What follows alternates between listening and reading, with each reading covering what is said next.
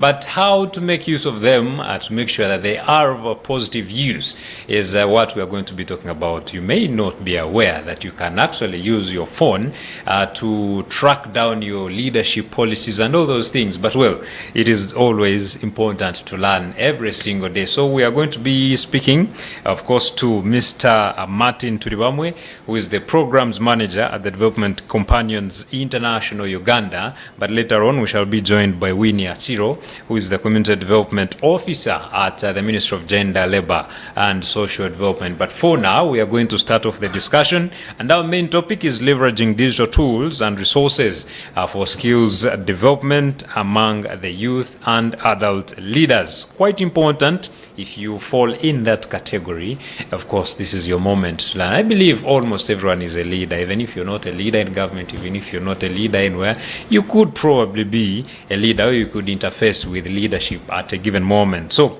Mr. Martin, first and foremost, I want to greet you and welcome to COU Uganda Family TV. Thank you very much, yes. Mr. Alinaitwe. Yes, sure. I hope I've properly pronounced the name. Probably. Yeah. Okay, you can start by greeting our people out there.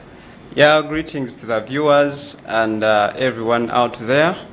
My name is Martin Turibamwe from Development Companions International, which we usually shorten as DCI Uganda. Okay. And at DCI Uganda, we do adult literacy activities. So we educate people, we teach people who are beyond the formal education opportunities. Okay. Yeah. Very interesting. So the topic can be quite large, but I wanted you to maybe first break it down for us, and then we can start the discussion, and then you can also give us your perspective about the state of digitalization in the country.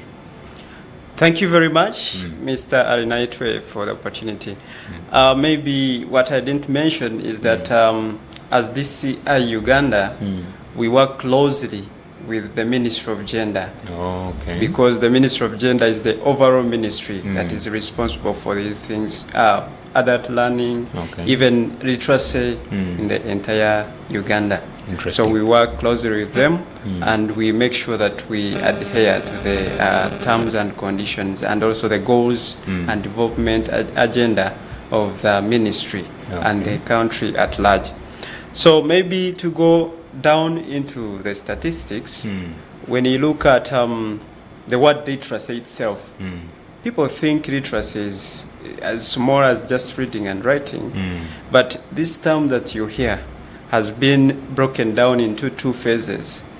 One is the pre-1950 ages, like those decades before 1950, where it only referred to reading and writing abilities. And that is what they usually refer to as alphabetical literacy. Just recognizing words and letters, and that's it. But then when we come to the decades after 1950, it takes us to a meaning of literacy that goes beyond that. We are looking at including the interpretation, including the functionality, like putting all those things together to ensure that the human being is as functional as possible in their daily tasks. So now this 1950 and above, we are referring to what is called functional literacy.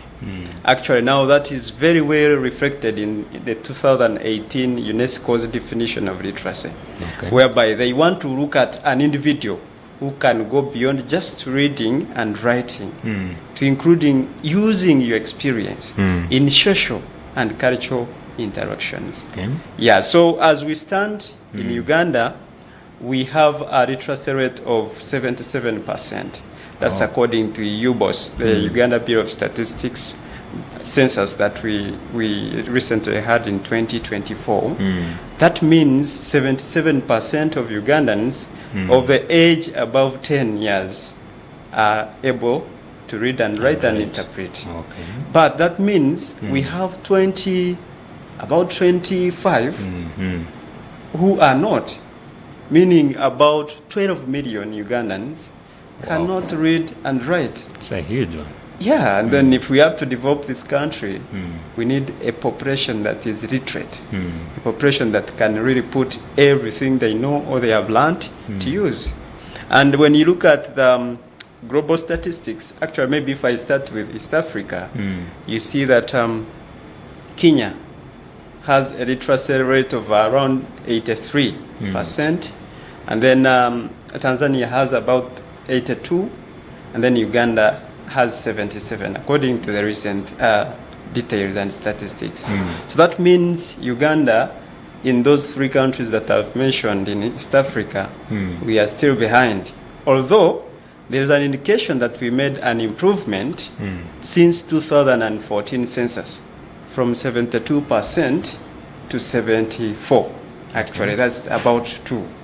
I want to make it clear that according to the current UBOS results, Uganda is having 74. Yes, 74%, which was just an increase of 2% since 2014. So that means we still have to talk about these things, and that's why the ministry comes up to support, and we, the stakeholders, also come up to support to ensure that we talk about this. And mind you, by the way, we are doing all this in what we call Literacy Week, meaning this is a week that started on Monday, where we are doing every activity that will end up with the national celebration of the International Literacy Day on 8th of September. Yes. Oh, quite interesting. Yeah. So does the literacy level correspond with the digitalization level, or still there is also more literacy supposed to be done? Even when you are, I understand there are so many people who could be educated, but digitalization is not their thing. Thank you very much, Mr. Naitwe. Now, when you look at the digitalization and literacy, we have what we call indigenous knowledge that people have acquired without even using the digital means. Yeah. But that is not yet documented. You get? So, but we look at the disparities between accessibility to internet and digital services. Between, especially now when you look at the UBOS, they will tell you only 13% of Ugandans who had phones that can access internet, or gadgets that can access internet, had used internet services 1 year before the census of 2024. And yet they will tell you about 43% is connected to the internet in Uganda. Like 13.3 something million is connected to internet, like they have access. But those who used it a year before the census was only 13% in 1 year. So that means even when we are pushing for literacy, the literacy obtained from digital platforms is not yet as higher in Uganda compared to other countries. For example, when you look at the Middle East, whereby the youth literacy rate at some point was at 90%. And those people are mostly using technology. They are mostly using digital platforms, because you realize that not everything you learn from school, the formal setting. Yes. You've seen several cases of people going to YouTube, learning a lot, including cooking. We have our sisters who have learned how to cook from YouTube. True. You know, we have our fellow youth who have learned how to do metal fabrication just using a YouTube clip. Of recent, I was also taking interest in music. I'm learning it from YouTube. You know? Okay. All those are skills that the digital world can help us, you know, learn. And when it comes to schools, with, for example, the lower secondary curriculum, you realize that children, or the school-going children, need it so much. In fact, they've started embracing it because, for example, they have projects to work on, but those projects need to be backed up by research. And currently, the generation we are having is not so much interested in the textbooks as much as the social media. So now, the question is, how best can we utilize these technological tools, these digital platforms, to ensure that an appropriate content is shaped and packaged for this population to use it and be useful in life beyond just the formal education. Yes. So if we look down to the people, are we ready to embrace digitalization? If we look at our youth, if we look at even the adults themselves. Okay. Well, I would say we are ready. Why do I say this? They usually say development is irreversible.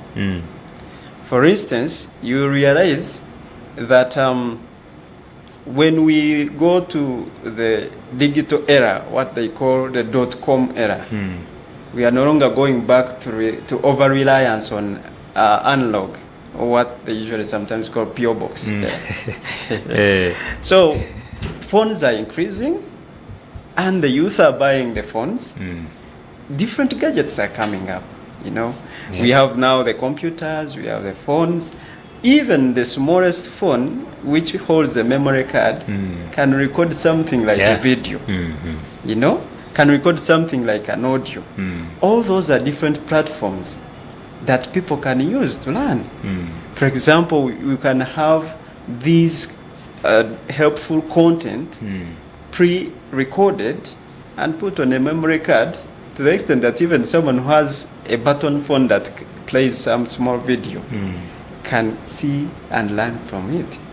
For instance, we have classes in, for example, Ududa, Manafa, Wanare literacy classes for adults. So it doesn't make any harm for you to package the content very well, pre-record it, and load it on the memory card. Yes. And then have them access it. It makes more meaning, because even these are adults whose retention capacity, knowledge retention capacity, when you look at the knowledge retention pyramid, what they learn from audio-visual and by teaching others is highly retained. So if we do this, it means we will not overload these adult learners, or even these normal school-going children. We will not overload them with a lot of talking. They will see things visually, they will hear things in an auditory way. And a combination of visual and auditory will make a bigger retention compared to just, class talks. Yeah, because this one even shows the practicals. For example, when you're teaching people how to weave, how to do weaving, how to do liquid soap. Yes. It means they are really watching the video that you have pre-recorded, and they can even pause it and first to do that step, like practically do that step before they move to the next. Or even make it slow. And make it slow, like times one, those things you see on the phone. You can reduce the speed of the video and follow it accordingly at your pace. You can even first pause it, go and pick if it was about liquid soap making, like skilling the youth. You can pause the video, first run, get the material to use, and come and play the next step. And then prepare accordingly. You're following. You can even rewind, actually.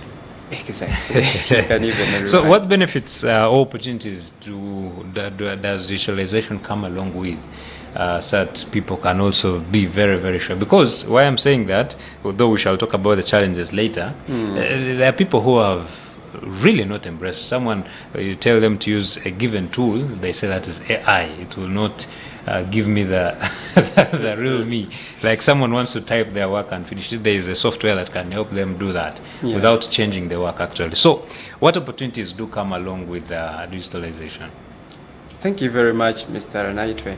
Now, I would like to tell the viewer and whoever is following us that digitalization comes with a lot of benefits, although it has its consequences, like you say. That's right. One of the benefits is cost effectiveness. If you're to do a course, for example, of like car repair in the vocationalization element, like, for example, you have to move from your home to Nakawa and formally enroll for a vocational course in car repair and maintenance. You'll have to pay school fees that is larger, even when you have your phone. You have the phone, yes, but you still have to pay the fees. But if there are these courses that you can learn from online, when you have the phone, you now need the data. So the data might not be so much costly compared to the fees or the tuition of 800,000 for a course of about 3 months. You get? That's right. So the cost effectiveness is what I'm talking about. For example, even we who are teaching adults, if I'm using digital means, I will not suffer a lot. I will have to reach my learners in Bududa, my learners in Sembabure, Matete, for example, via digital means. I can do virtual monitoring, you know. I can do virtual mentorship of the learners.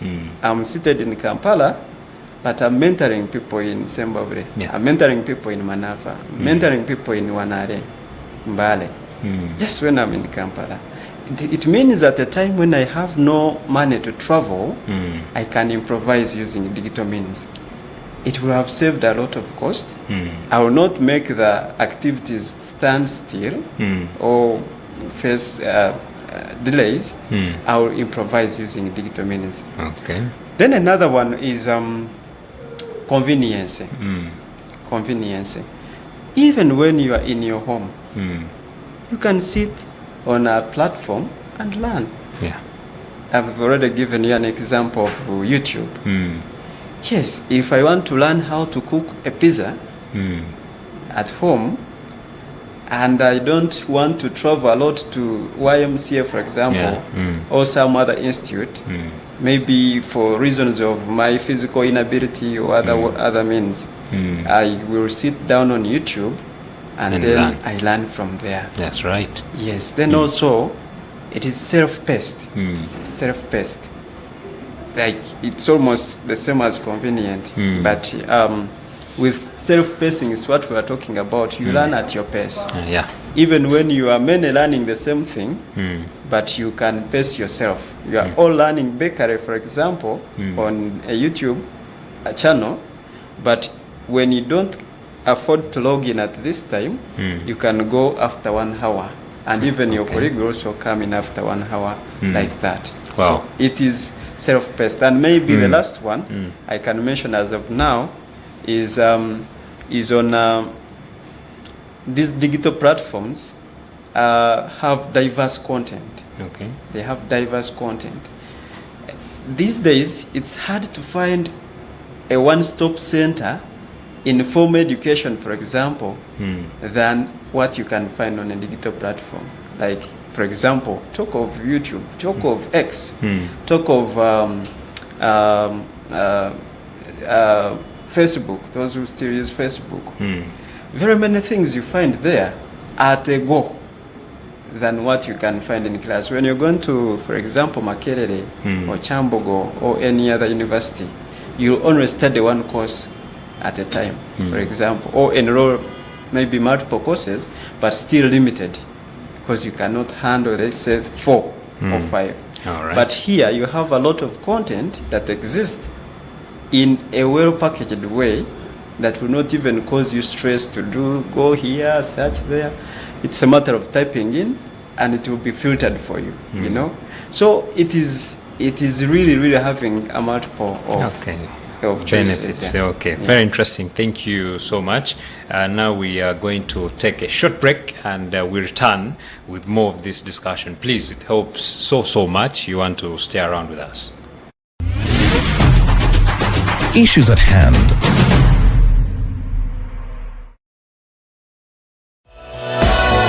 This is COU Uganda Family TV.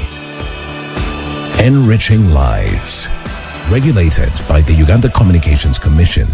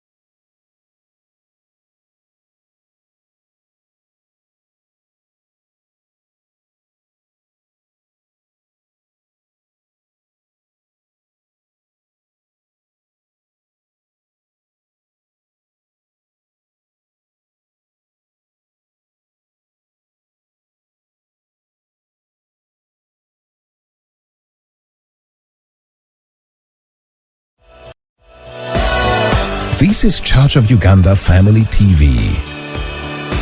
Enriching lives. Regulated by the Uganda Communications Commission.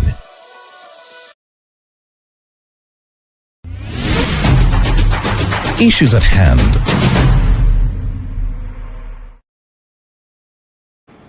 All right, welcome back. You are watching Issues at Hand here on Church of Uganda Family TV, and we are talking about how we can make use of digital tools that we do have to, of course, be better, and that is skills development, but also majorly we are targeting the youth and the adults who are willing, because learning also comes with willingness. That is why we're having a number of challenges with people using these tools here and there. But we have already talked about the opportunities that come along with you making use of these digital platforms, but also we also did talk about the current status of what digitalization is like in our country, Uganda, but also we had of the region. We are not yet so good, but we are pushing.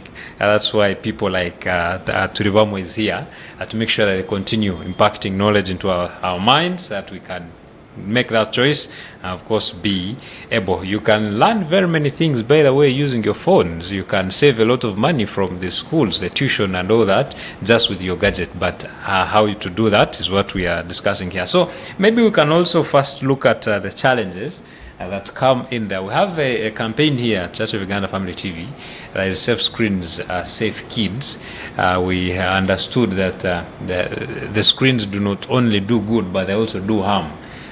You spend a lot of time, you'll have challenges. So if you spend a lot of time on your screens, but also the kind of content that we access. So for us, we looked at the kids. So generally now, I want us to look at the youth, the challenges that come along with embracing digitalization, if misused. Okay, thank you very much, Mr. Naitwe. Now, to start from your very point that you stressed, that's the challenge. That's the biggest challenge. Others would be not so much a worry, but now the inversion of, let's say, unhealthy behavior, but that stems from what they call information literacy. Because now people are somehow non-literate when it comes to sensing and censoring the content from these digital platforms. Some people take them as a Bible verse, like without even, saving. And the challenge is that people can post. For example, when you look at our X, formerly Twitter, look at Facebook, look at Instagram, and now the common TikTok. The common TikTok. That one. Whereby someone wakes up and thinks of a content and puts it there. Like, we have the Uganda Communications Commission to regulate, but then sometimes some things flip into the digital platforms before they are censored. By the time UCC comes in, it's already late. Exactly. It's already viral. It has gone viral, like the saying. And you find that viral thing is so impactful. Why? Because we have a generation of entertainment people. Like people who want to be entertained more. Mostly the youth, like you understand the biggest percentage of the Uganda's population, even based on the previous UBOS census in 2024, are the youth. And the youth now currently love things that can entertain more. So as long as the content that has been packaged in that video is entertaining, it will go viral and it will be implemented faster. Take an example of the songs you've heard people sing these days. Very faster. The message in the songs is implanted very faster, even before you can address it. So the challenge is that people are not yet educated enough to censor, to sieve this content before it is consumed. So most of them take it as a Bible verse. We have very many motivational speakers, like, they will mention a number of things on these digital platforms. But people take them immediately as a Bible verse, So we still need to teach people. that not everything that is there should be taken at first hand. Like they say, knowing is not a problem. But the problem is if you implement what you've known in a wrong way. Or if you implement a wrong thing that you've known. So we need to sieve the information before we take it in, before we implement it. That's the non-literacy about information. Then the biggest thing maybe I can say is about the digital divide. You realize that from even the UBOS details last year, 2024, the penetration of internet and the usage is more in urban areas than it is in the rural areas. But learning does not segregate and should not segregate a rural person and an urban person. Our people in Karamoja need to learn. Our people in Kasese need to learn. Our people deep there in Hoima need to learn. Our people deep there in Imbale need to learn. Our people deep there in Zimbabwe need to learn. People deep there in Noya need to learn. But then if we find that we don't have this kind of inequality in accessibility, because I was checking on the broadband, the coverage of 3G is higher even in town than it is in the villages, the rural areas. 4G is just starting to reach the rural areas. Wow. You get. So I was stranded even when I was up country, connecting with people online for a meeting because of internet. So you find that the digital device, the digital divide is in terms of accessibility of the gadgets, the digital tools, but also the internet connectivity. Access, connectivity. For example, in Kampala here, there's no way you should say that there's no internet. There's no network. But in the village, the network can even disappear for years. True. Get. And then people who have gadgets are more in towns. Those gadgets that can access mostly with ease the digital learning, like the smartphones. You find that most people are concentrated in Kampala, Masaka, Mbale, those towns, than they are in the villages. So even when the content exists on those digital platforms, even most of it freely, and some of it at a lower cost. But now the person who cannot have a gadget to use cannot access the content. That's right. The person who has no internet connectivity cannot access this content. And eventually there are learning disparities. And that's why the literacy rates are higher in urban areas than in rural areas. And then you go again on the divide, we talk about the gender. You realize that the male gender is accessing more internet, like using internet more than the female. I'm basing on the UBOS statistics of last year. And you realize that even when the female category is struggling to get access, but still male dominate.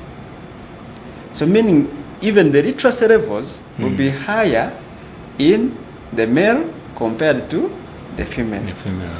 Because of that effect. Male, that means the more the men get, or the male category get access to the digital devices, the more they will access the digital content, and the more they will learn. And the lesser these ladies or women access the tools, the lesser they will access the content through those tools, and the less will be their literacy rate. So that's another challenge that we have. Then affordability is another issue. A smartphone is now at how much? Quite expensive. I see the latest iPhone is going for 10. Exactly. Yeah, Can 10 you imagine? million. Yeah. That's a piece of land. That's a piece of land. Yes. And then someone is imagining buying an iPhone and a piece of land. Yeah. Thanks to these people who have tried to bring in the phone loans and what have you, at least I've seen some penetration of smartphones in the villages. I'm told they over demand. Yeah, the challenges they also overdemand and make it difficult, especially when it comes to paying. For example, data payment is not easy. Yeah. So if you don't pay, they will cut you off. That means on the day they have cut you off, there is no learning. The classroom has been blocked. Yeah. So you'll find that those who can afford to buy a smartphone will definitely have access to the content on the digital platform. And those who cannot will definitely not. So that's also another challenge that is there, affordability. Okay. And when you look at affordability, we also look at the quality of the tools. For example, this tool here, compared to a Windows computer, their processing capacity and the content they can at least hold, even if you're to save their content, the capacities are different. Very different. And even when you're surfing on internet, there are phones that are really helpful, but not so helpful, because it will freeze like 10 times to give you the statistics about something, you know.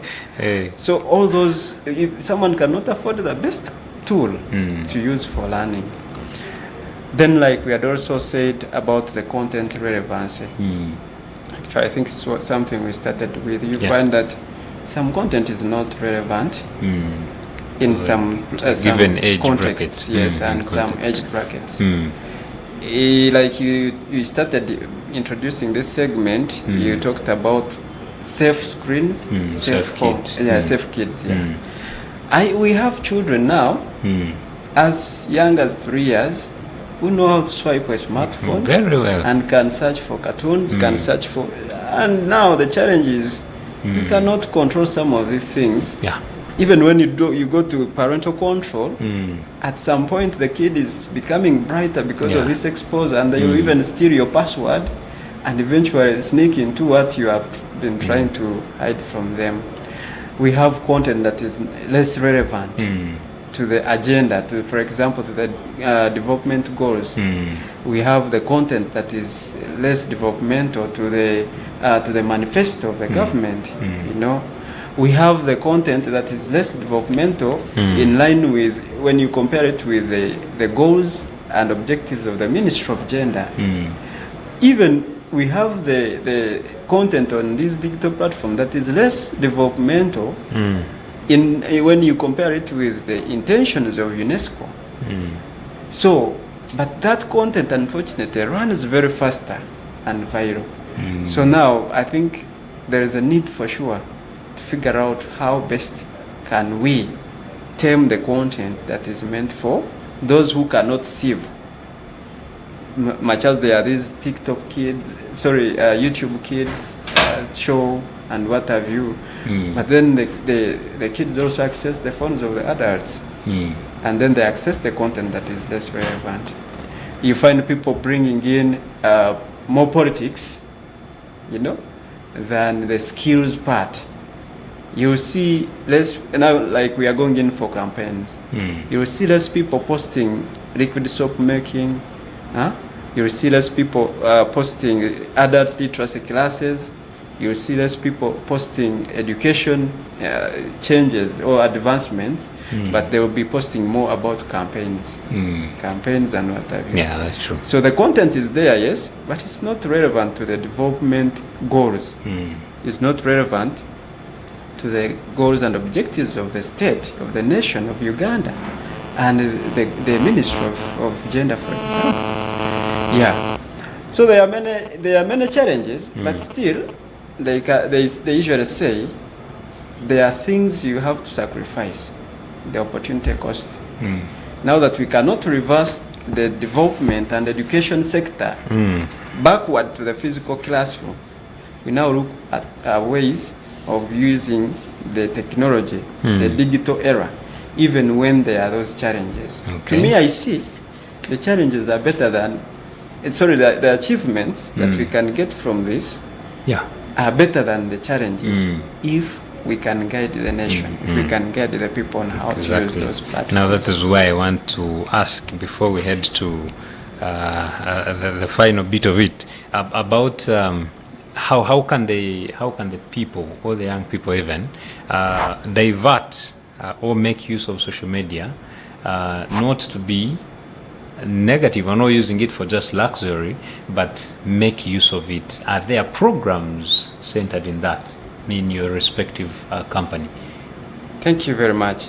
Now, for our company, for example, in our organization as DCI Uganda, we have platforms whereby we are trying to ensure that the activities the content we package digitally is targeting the goals and objectives of the country, but also the organization at large. Like I already mentioned, we fall under the Ministry of Gender, Labor and Social Development. So if we are achieving the objectives of the country and our objectives, it means we are also achieving the objectives of the Ministry of Gender. So what we do, for example, when we do an online training booklet for the facilitators who teach the adults, we will ensure that that content is audiovisual, yes, but mainly targeting the learning objectives, so that we don't bring anything that is diverting. We package it like I shared with you. There's a bit of entertainment, but educative entertainment. Because, you know, with adults, among the principals, they have their internal factors. They will easily get bored if things are all about talking and what. Actually, most scholars have come to accept that when you want to teach adults better, you make the content more audiovisual, like more attractive and not so much packed of text. So we try to do that. And even the selection of the graphics we use or we shall use will ensure that there's nothing that can divert to take people away from the learning. Oh, interesting. So now I understand you did start by highlighting us that we have been in the Literacy Week. So can we talk about the International Literacy Day that is coming on the 8th of September? What have you prepared? What have you done before the day? And how should the celebrations be expected? Where are they going to be even? Yes. Thank you very much, Mr. Naitwe. Now, this is actually an International Literacy Day, meaning it is celebrated worldwide. And it has been gazetted, or it was gazetted by UNESCO. UNESCO is aware of this. If, like, I know you could be aware that UNESCO is so much responsible for things to do with adult learning and social development. So it is already gazetted, and this year's celebration will be on digitalization. So we are promoting literacy in the digital era. That's why what we are talking about all is about digitalization. And here in Uganda, we usually celebrate the International Literacy Day on the 8th of September. Last year, we celebrated it from the President's office, just after UBC there. And at this time, still we shall celebrate it from there. So the venue has been confirmed, everything is set, and several organizations are doing preparation. Now that's why I'm saying this is a literacy week, including the talk shows, including graduations. We have the literacy run, for example, Unbound. Kampala has organized one activity. Then, like we at DCI, we have already done the assessment of the learners that have been going on in Zimbabwe.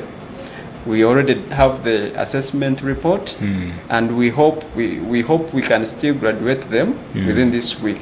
We are just waiting for the best way of funding, and we finalize the arrangements, but everything is set. And then besides that, we are trying to also compile the different testimonies from the learners. We have very many learners that have achieved a lot. Learners who started when they never knew anything. But as of now, we have people who have contested for councillorship. We have people who have contested for different seats politically. And we have people who have started businesses. We have a learner in Wanare up there who is running a business in these vegetables. She never did anything at the beginning. You know, we have learners who have since started developing their own content. So all those are testimonies, and the different kind of content we are organizing. If we get an opportunity on that day, we shall be able to also present. So different organizations are organizing different activities, including the Ministry of Gender, which is our overall ministry where we fall. It's also holding different activities. Yesterday was a press conference at the Media Center, and the minister was talking to the public about the International Literacy Day. So today we also have a stakeholders meeting at 2:30, where we shall be finalizing all the arrangements and making sure that the day becomes as colorful as possible. Wow. I would be glad to see you covering this event. Sure. Because for sure, people need to know out there that literacy is something beyond just reading and writing. Yeah, sure. And we need to know that there is nothing that cannot be done, that can be done better if the country and its citizens cannot integrate the literacy and their numeracy into their daily tasks. But also the functionality through the innovation, skills and knowledge that is obtained through other various learning platforms like the digital ones we are talking about. Okay. Yeah. Very interesting. And when you did mention about the venue, President's office could mean attendance is by invitation? Yeah, because of... Okay, who attends? Who gets to attend this day? This day we would be glad to have everyone. But now the challenge, like you see in Uganda and anywhere else, is about managing the numbers financially. Yeah, that's right. So you realize that if we would have stakeholders who can support the Ministry of Gender in organizing this in a bigger way, it would be very massive. We would even have a bigger number. But because of the financial challenges here and there, we end up taking a few people.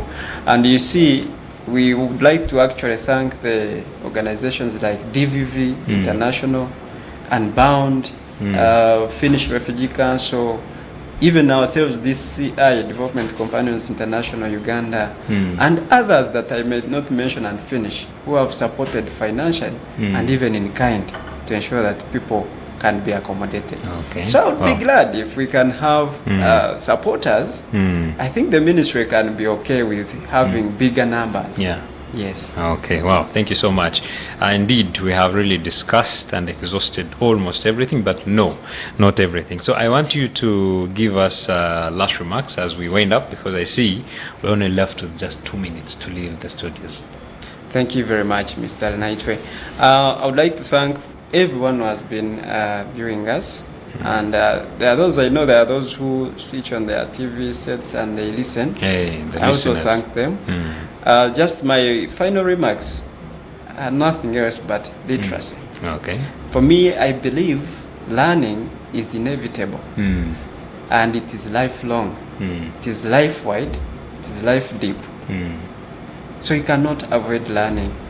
From when you start developing into your mother's womb up to when you're dying. Actually, for my belief, even when you're dying, there are things you learn, but you cannot tell them to the remaining world. So that means that learning is continuous, it's inevitable. How best can we utilize all possible avenues to ensure that what we learn finally makes a value, finally impacts on our lives and the lives of all those around us? How can we use the technology in the current era to ensure that we are not only entertaining the eyes and the mind, but also learning something that can help us earn a living, that can help a neighbor survive a problem? For example, how can we solve domestic violence using the digital platforms? You know, how can we solve youth unemployment using the digital platforms? How can we reduce the gap in the literacy rates to ensure that at least the 12 million also get to gain some level of literacy? So all those are always my passions. And I will be glad if anyone, if every person can join in so that we have this agenda achieved. Oh, wow. That will be my joy. Thank you so much, Mr. Martin. It has been a pleasure having you this morning, and we apologize on behalf of Winnie, who did not manage to make it here. But I believe we shall be able to have her any other day. I want to appreciate you for joining us this morning. You have a very, very strong tool. You have a very big tool in your hands. Do not just use your gadgets for social media entertainment, but you can also add in a value of edutainment that you can be person of substance and responsibility in our societies. My name is Luke Majumba. We cannot go past this. Please stay on. The Uganda we want is up front, and more programs will be coming up. Have a lovely day. Issues at hand.